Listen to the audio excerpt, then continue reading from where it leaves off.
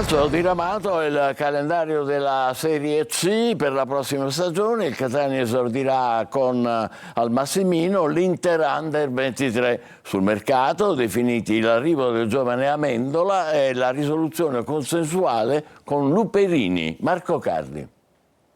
Il calendario ha a tutti gli effetti il primo atto della stagione, di cui sancisce l'avvio. Il Catania è rimasto l'unico club a rappresentare l'isola nella terza serie. Il girone C comprende 7 pugliesi, 7 campane, 2 lucane e 2 calabresi, oltre all'Inter Under 23, novità del girone. E proprio contro la seconda squadra nerazzurra gli uomini di Longo esordiranno la prima giornata di campionato al Massimino.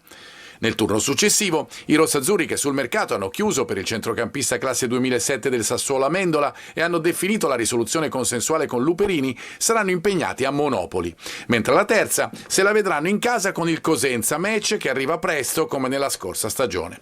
Alla quarta Etnea ancora al Massimino contro la Scafatese dell'ex Ferraro. Come l'anno scorso, le due partite più attese, con le avversarie sulla carta più accreditate, sono consecutive, questa volta però con l'alternanza fra casa e trasferta. Arriveranno entrambe a novembre. Alla 14ª gli etnei saranno di scena alla Recchi con la Salernitana, mentre una settimana dopo se la vedranno in casa con il Bari, gare di ritorno a marzo. Ricordiamo infine le date del campionato: inizio nel weekend del 23 agosto, una sosta il 27 di dicembre, 3 turni infrasettimanali il 16 settembre, il 10 febbraio e il 3 marzo. La stagione regolare finirà il 25 aprile con l'avvio dal mese di maggio di play-off e play-out.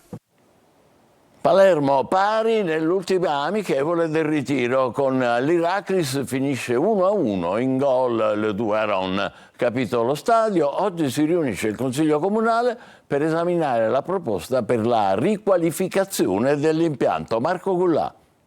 1-1 nell'ultima amichevole nel ritiro in Trentino per il Palermo, pareggio con la formazione greca dell'Ikralis allenata da Walter Mazzarri. In gol Le Duaron nel primo tempo, poi il pareggio di Nizet nella ripresa.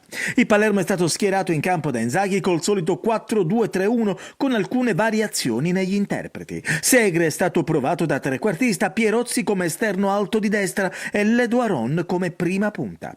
Rosanero in vantaggio al 13° calcio di punizione di Augiel, colpo di testa preciso di Jeremy Le Duaron. Al 60° pareggio dei greci, Ranocchia sbaglia un'apertura in orizzontale, Nizet recupera palla e dalla tre quarti con una conclusione precisa batte Fortin per l'1-1. 2 le traverse colpite dai greci. Un ottimo test, insomma abbiamo finito la partita che stiamo tutti bene, finiamo il ritiro nelle migliori condizioni e sono molto contento, soddisfatto. Adesso recupereremo qualche giorno e poi insomma partiremo per l'Australia e incominceremo a preparare la prima di Coppa Italia. Ecco. Questione stadio, il Consiglio Comunale ha deciso di anticipare i tempi e di iniziare già oggi l'esame della proposta di convenzione per la riqualificazione dell'impianto di Viale del Fante. Passaggio propedeutico alla successiva votazione dell'atto, anticipandolo di un giorno rispetto al calendario inizialmente previsto.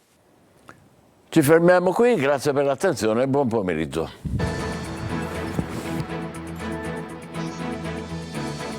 Entra nel mondo dell'informazione con l'app Sicilia Web.